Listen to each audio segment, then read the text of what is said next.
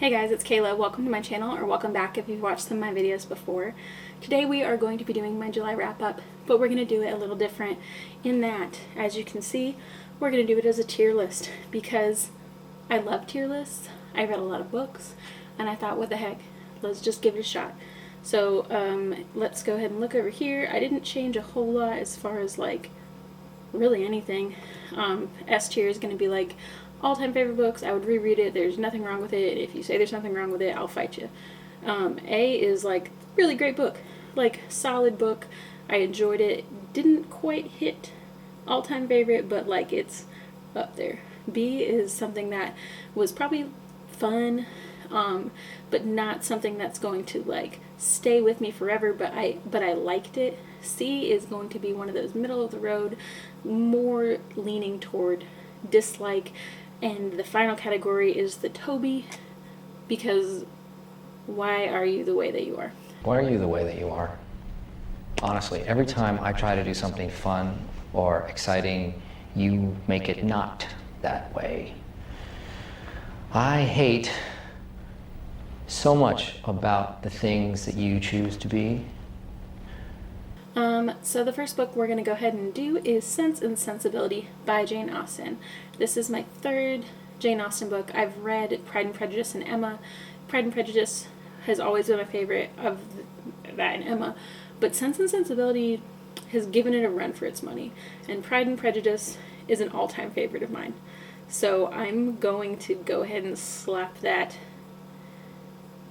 into S. Gonna be honest, we're gonna start off strong because I was so moved by the character of Elinor Dashwood. Basically, this book follows two sisters, pretty standard for Jane Austen, and you know, the social workings and marriage and just the general way that society, and just like commentary on the way that society was back in the day.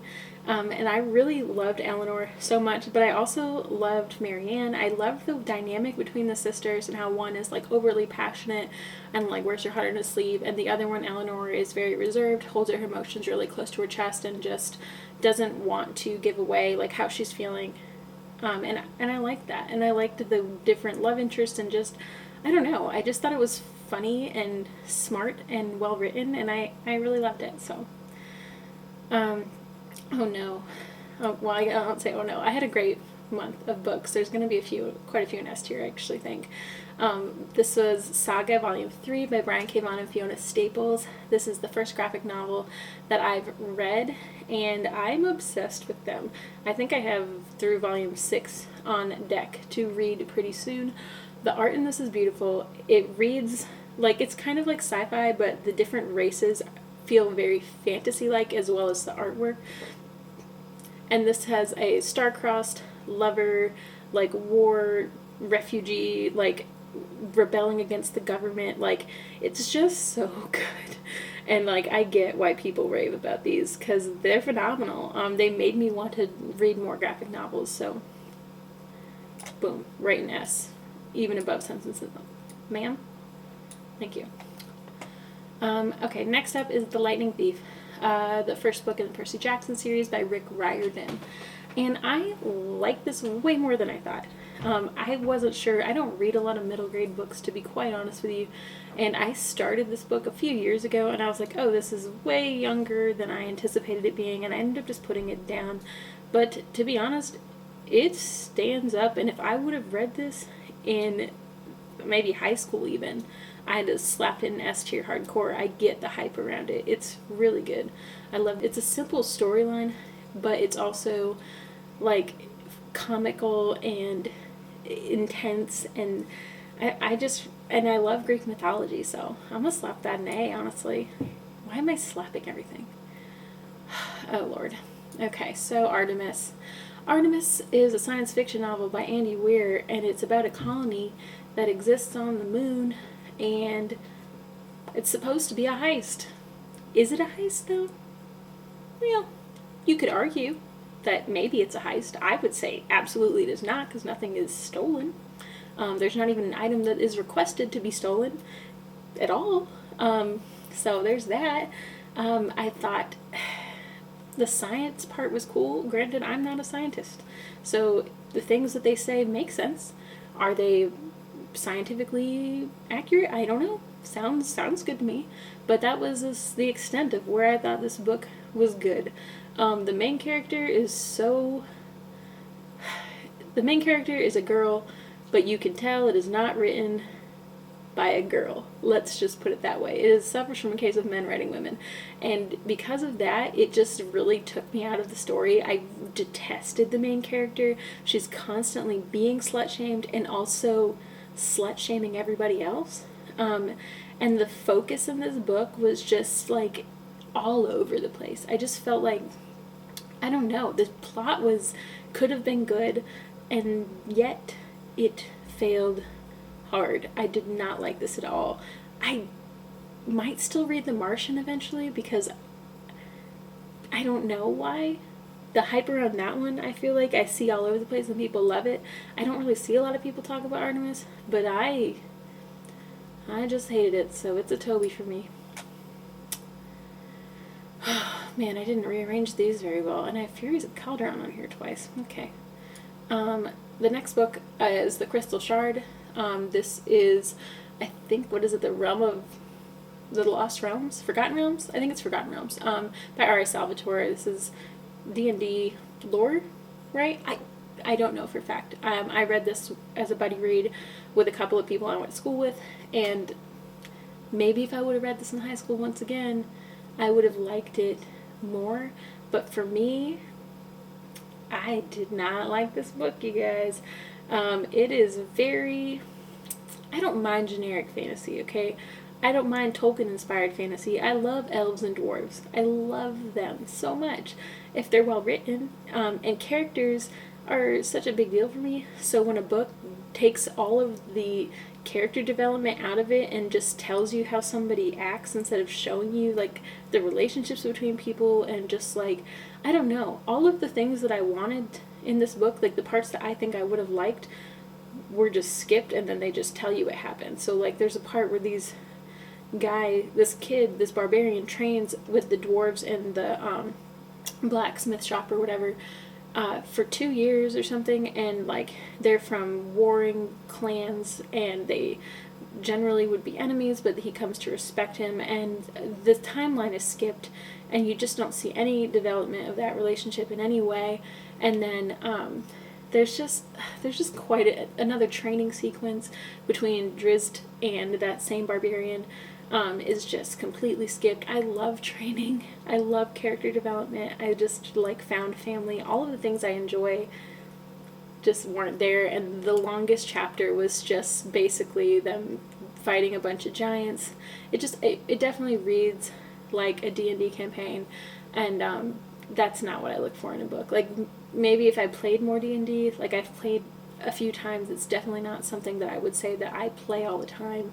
And so for me, I'll drop it in C just because I feel like I could potentially pick up the prequel with the Drizzt when he goes to the school, maybe. I don't know, though. I don't know. Okay, so next up is Ember in the Ashes by Saga Tahir. This is a Roman-inspired fantasy, and it is YA. This was my book club picks for the month, and I liked it. I don't think it is, like, amazing by any means. I thought there was a lot of issues with one of the main characters, but the other main character, Elias, is fantastic.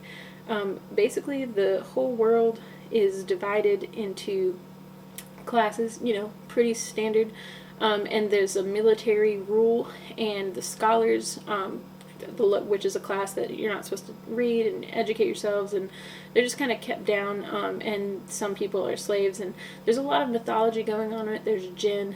Like, it's a really interesting book. I personally liked it.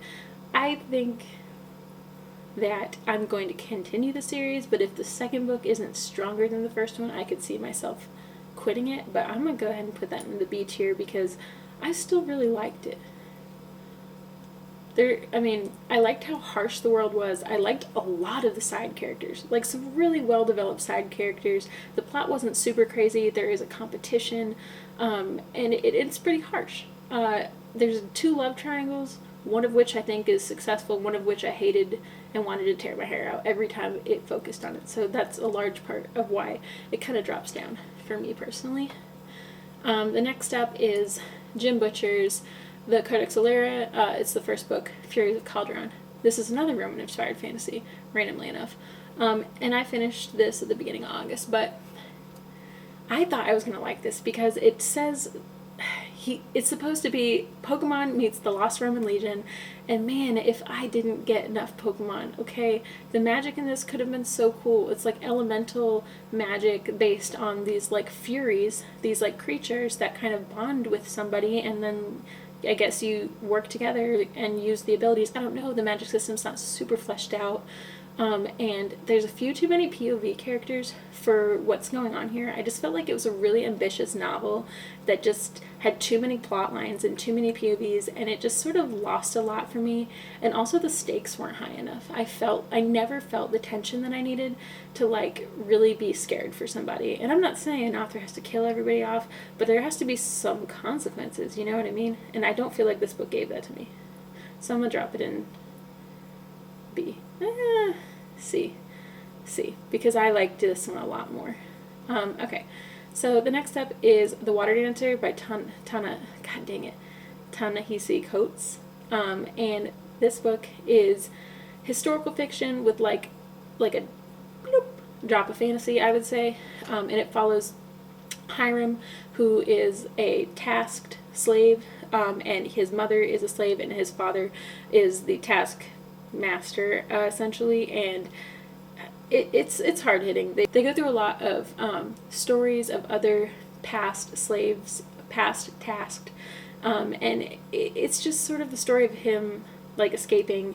And I'm not going to go super far into this one because I feel like I talked about this recently in another video, but I really like this one, and the writing is super beautiful, and I just really liked it. I'm gonna go with A because I don't think I would. I could see myself maybe reading it one more time just to feel like, just to get like the full grasp of it, because the writing is pretty elevated, and you need to take your time when you read it so that you can really pick up on everything that they're doing. Okay, well,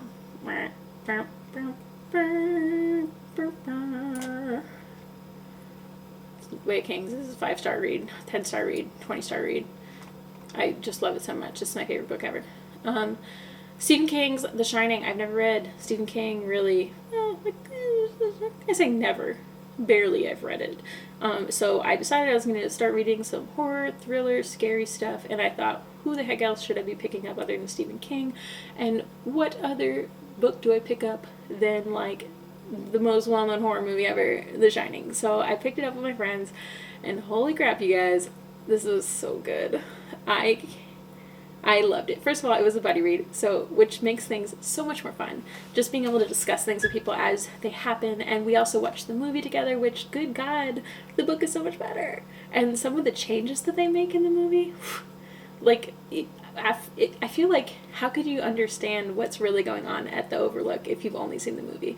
Because what really is happening there, and the way it's explained in the book, and just watching Jack Torrance's like slow demise into insanity and seeing inside his head, and you also get Wendy's POV, and God, the kid's POV, whatever his name is, Anne Halloran's, like, it's just so good. It's so good. There's a lot of things in this. Alright, and last but not least, well, I say not least, The Sounds of the Girls by Pat Barker. Here's the thing with this book. It's supposed to be a feminist, like, POV of basically the events leading up to the Iliad, and then, like, a little bit through the Iliad and slightly after. And so it should be you follow around a character named Briseis, who is the slave of Achilles. And this premise sounds great, except for the fact that Briseis basically only talks about what's happening to Achilles and has no real connection or relationship with any of the other slaves or any other woman at all. So for the first half of the book, it's just Briseis' POV. And then at the end of the book, you randomly switch from first person to third person, and you get 3 different men's POVs. Achilles, Patroclus, and some other random dude. Okay? I don't even remember, but I was just like, this is supposed to be about women. And Achilles also was the most interesting, well-developed character. I just felt like, what the heck? Like, shouldn't the focal point of this book be on the women? I don't know. I just felt like it wasn't a bad book, I guess. But, like, it wasn't great. It wasn't great. So, that's it. And apparently I got this guy on here multiple times. I don't know why. Get out. Oh, get out. No. Well, I guess we'll just stick him in here because I feel bad if I don't want him in the Tobies. I actually like this one more. Get out of here. More than that. And I would say I like that one more than that. And I guess that's how I would leave it. So, alright. Well, those are all the books I read in July. If you like the style of video, let me know. Like, comment, and subscribe if you'd be so kind. Hit the notification bell if you'd like to see more content from me. And I'm going to get out of here, so stay tuned, and there'll be more to come.